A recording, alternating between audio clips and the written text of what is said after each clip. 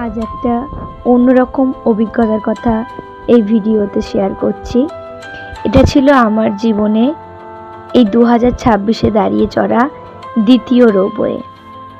এটি গিরনার রোপওয়ে, যা গুজরাটের জুনাগড়ে অবস্থিত এবং এটি এশিয়ার দীর্ঘতম রোপওয়ে নামেও পরিচিত, বা বলা চলে এটি এশিয়ার দীর্ঘতম রোপওয়ে। এর দৈর্ঘ্য প্রায় 2.3 কিমি এবং সমতল থেকে ওপরে উঠতে সময় লাগে প্রায় 7 থেকে 8 মিনিট।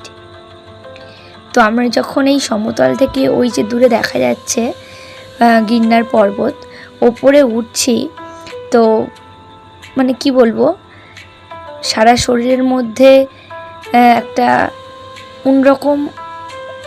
অন্যরকম অনুভূতির সৃষ্টি হচ্ছিল। অটোমেটিক কান বন্ধ হয়ে যাচ্ছিল, কানের মধ্যে ভুটভাট আওয়াজ হচ্ছিল।